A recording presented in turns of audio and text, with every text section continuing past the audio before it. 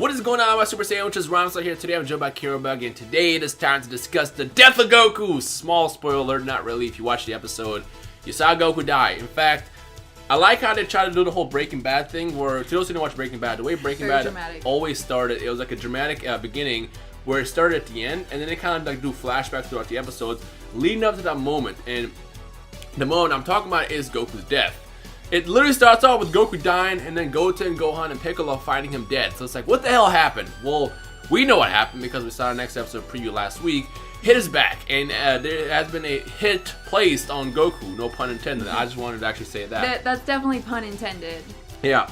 So here's what's going on. The entire episode starts with Goku dying, like I said. Then we go back to a flashback to earlier that day. We have Goku sensing something. There's some kind of murderous intent around him. Now, you can't exactly figure out where it's coming from, but it's there. It's definitely there, and you see him like super alert the entire time. You see him alert to the point where he even senses cockroaches, inside the kitchen. He's like, Chi-Chi, there's 3 cockroaches behind the counter. And then, like, of course, the mailman shows up, and he's like, oh, who is it? Oh, it's just a mailman. Which, by the way, Goku's house is really, really far away. That is one dedicated mailman. Oh yeah. Because they live out literally in the middle of nowhere. So that's the most dedicated mailman I've ever seen. This is kind of like the future though. So they have, you know, flying kind of, cars. yeah. Well, hovering cars. Hovering cars, yeah, but still, they live pretty far away. Yeah. You would think that they just didn't even receive mail, but I just thought it was kind of funny. So the entire episode is literally just Goku just being aware. We even get to the point where we have Goten and Gohan trailing him, which by the way was hilarious when Gohan was like, oh, we need to put on an outfit. He puts on his Great Saiyaman outfit, and then Goten's like, oh, I'm not going to do that. That's lame. I'll take the sunglasses, though, which was hilarious. I love that kind of comedy. And big shout out to Goten. It's interesting, too, because it shows how Goten has grown. Yeah. I was going to say that. Yeah, exactly, because even Gohan says, use something that's cool. That's not. Now, to those waiting for Goten to grow up, there you go. We're getting there. Now, what I found funny about this is we see freaking Goku walking home. He went grocery shopping, he's walking home, trying to figure out basically who's after him. And like, he gets to a point where he just kind of gives up. He's like, where are you? Looking all over the place, and he just can't figure it out. But here's the interesting part. This is what I noticed when I was watching the episode.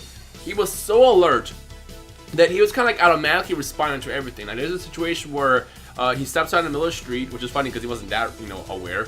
But he steps out in the street during a red light, and freaking Bulma hits him. And when Bulma like gets angry at him, she hits him with a car. When she gets angry at him and gets out of the car to slap him, he like automatically dodges. And even Gohan was like, "Wow, he's never actually dodged Bulma's attack before." He usually allows it. Yeah, it's kind of like he allows it, but because he's so aware, it was like automatic. If you guys remember, a long time ago, in the Resurrection F arc, we saw Whis teaching Goku and Vegeta how to basically act without thinking. Like, if you can master that, that's like pure speed, but they could never even do it. Even Beerus, who's as powerful as he is, he still can't really do it according to Whis. And I feel like, in a way, this is exactly what's going on. The question is who hired Hit, and I think I have the answer, and I'm willing to bet my left nut it was actually Whis. Now, in a magazine leak, I think V-Jump, they revealed that Vados is the agent behind Hit, but she was working under someone else. They didn't say who someone else was, but like based on how the interaction between Vegeta and Whis went at the beginning of the episode, it's like, oh, Kakarot's not here, what's he doing? Oh, he's going through some kind of training, isn't he? He's like, I don't know, like Whis is being secret about it, and he even had that smirk for a second. Now, he knows something. He knows something, and knowing Whis, like, this tournament is crazy. This is very crazy. As we saw this past weekend, V-Jump revealed that basically if you lose, there goes your universe. Now, I don't know what the rules are exactly, but your universe is at stake, and they can't even get to the point where they can even give up a spot to Monaka. Every single fighter on Universe 7's team right now is an actual fighter, whereas last time they had Monaka just there because basically Beerus was cocky and just assumed he would win, not knowing that, they would bring someone like Hit who almost basically took out Goku and Vegeta. Well, he took out Vegeta, he almost took out Goku. I thought Beerus chose Monaka as a way to motivate Goku, though. Yeah, but he also was assumed that Goku would get the victory. Right. So Goku, like in a situation with the Universal Tournament or Omniversal Tournament, it can't come down to like Monaka. If Monaka ends up fighting somebody with the universe at stake, Monaka's not going to win. They would never do that again. Exactly. Yeah. So it's clear that this has to be some kind of training regiment or training program by Whis. A ploy, yeah. A ploy. The comment section below, what I want you guys to do is let me know your thoughts on who you think actually hired Whis and why. Now, previously, we all assumed that this is going to be the next big arc. It is not. To those who are just not catching up, This is actually still a filler arc. Mini filler, call what you want, in between arc. The next major arc starts in February, and that's going to be the Omniversal tournament between all the universes and of course the Omni King and everything. We saw that first look at all the gods. We didn't get a complete look at it, but it was like a quick manga panel screenshot, which revealed every single god of different shapes and sizes. I do want to point out that not every god is a cat. The reason why people thought that every single god is a cat when it was initially revealed this past weekend is due to the fact that they showed Beerus and some people got behind them.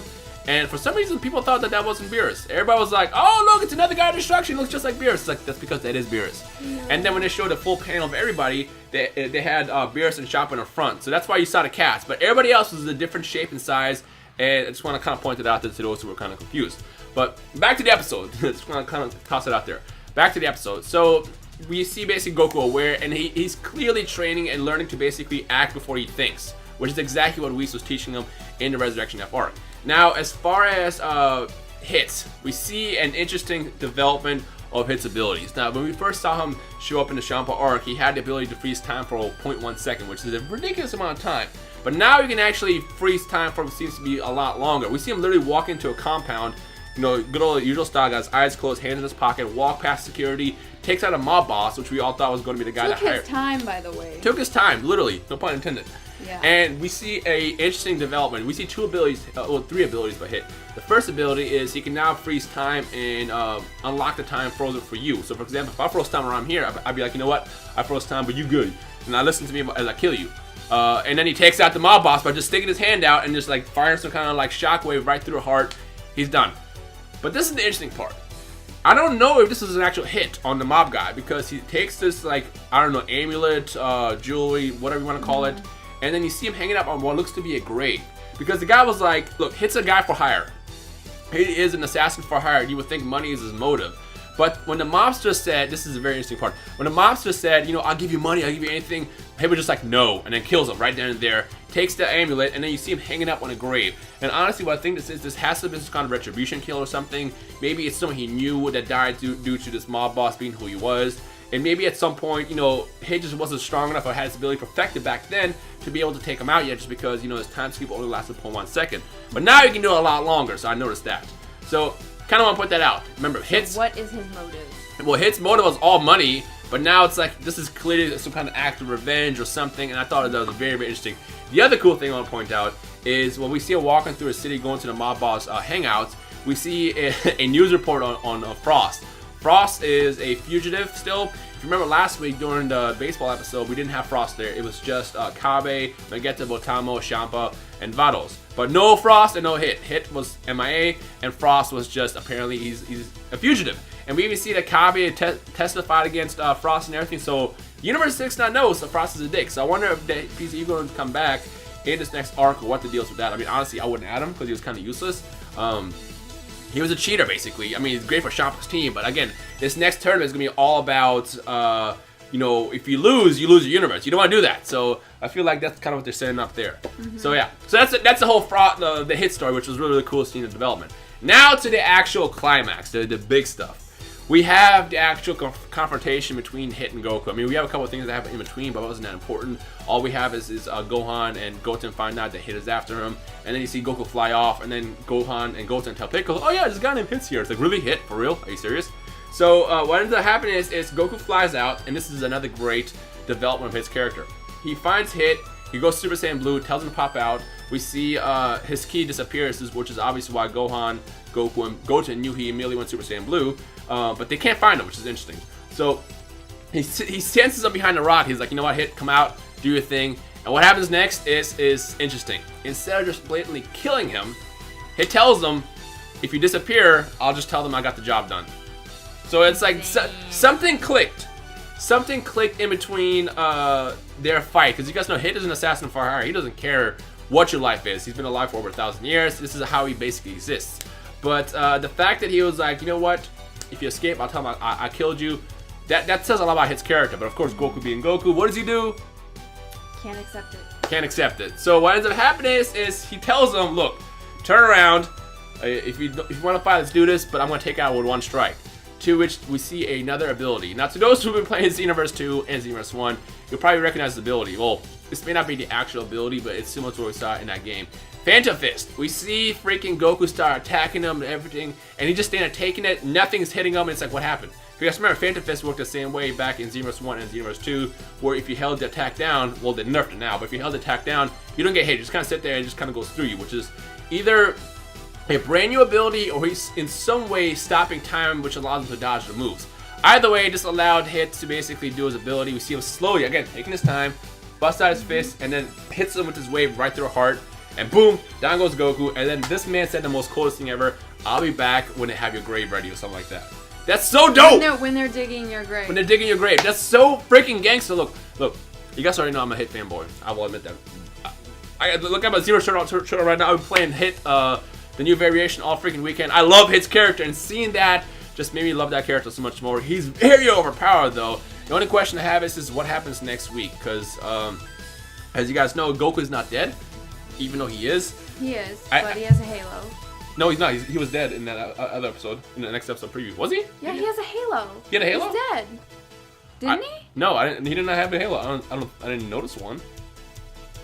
I guess we'll have to rewatch the next episode preview. But he's dead, but he comes back in the process of this episode and next episode. Now again, I didn't pay attention close up to the next episode preview to notice a halo or not. But it's not, because that's not how the laws of life work in there. Because if you had died, he would have immediately gone to other world and not been allowed to come back. So he's dead. Okay. So apparently he comes back somehow between now and then. And again, I don't know if this is like a Whis thing. Maybe he's going to revert time or what the deal is. But clearly it's going to be second fight. And again, I'm pretty confident that this is actually a form of training that we set up for Goku, which allows us to kind of, further, develop. Vegeta has to develop on basically mastering a couple of things, but Goku is probably like getting to the point where he's getting close to being able to think before or act before speaking, act before doing. Like autopilot, like I said, Bulma attacked him, but he dodged automatically without even really thinking. So I feel like that's what this entire situation is. It's just a form of training, preparing everybody for this tournament that's about to happen in the next arc. So yeah. So in the comment section below, I guess let us know your thoughts. Do you want to say anything? I feel I just kind of took over. Oh yeah. You really did. I literally just took over this entire... That's okay, because you did a wonderful job of explaining the events that transpired. I did what Goku did. I just went into autopilot mode and just started talking. And it's good. You're like... She's over here just like... I'm like totally yawning over here. No, it's like, I think you did what Goku did. You were like in sync with the flow. You're in that flow, and that's... What did you think about the episode? There, you can get... I loved it. It was extremely short in my mind. Like, the experience it felt so short. Yeah. And I'm ready for the next one. And I want to see why. Yeah. Like, why kill Goku? And why do I feel like Goku opted in to die? Like, because he basically chose to die, in my opinion. Because he It's not that he chose to die. He's just an idiot. Because he was like, you know what? Because the thing is, he is an idiot, but I feel like subconsciously he like here's a problem. That. No, that's not what happened. Here's the problem. Champa arc, Hit underestimated Goku. What happened is Goku overpowered him and was able to beat him. Well, beat him. In this situation, he didn't expect Hit to progress any more than he did. That's why it was like, oh, your time skip is not going to work on me, because I basically learned how to beat it last time. Not knowing that Hit actually got a lot stronger and mastered time skip even more. He should have known. Well, he's an idiot. That's what he does. He knows he fights villains, and he should know that, like, but he's not. Stronger. Hit is not a villain. Hit is just technically whatever. an ally right now, and it doesn't matter. What ended up happening is basically just, well, it's a good fight. I'm gonna go for this fight. See what I can do this time. This time we have no rules. I mean, Goku is a selfish character. He just goes for fights. He just wants to fight as much as possible. If he can't fight, well then, he's not really Goku. He is his own detriment. Yeah, so his own downfall was basically his own ego, I guess, and going up against Hit. Which, by the way, I called it. Did I not tell you if Hit goes against Goku in the right way, that Hit could do it? I mean, like I said, you can be as powerful as possible, but if I stop you hard, you're dead. Like, that's kind of what happened. Now, the only big question I have now is what's going to happen next week? Like, how is it going to actually play out? What's going to be the result of him coming back? Are they going to just resuscitate him, pop a senzu bean magically in his mouth even though he's dead? Like, that's what I want to know. And what is the exact counterattack? Because apparently Goku's going to be able to counter this ability next time, and I guess we'll find out next week. But overall, let us know your thoughts in the comment section below on the return of Hit, his crazy new abilities, the development of the Universe 6 characters, and anything else we might have missed. Anything else? Nope. Okay. We hope you enjoyed us today. Leave a like if you enjoyed this video, and we'll see you guys in the comment section below. Bye. Peace.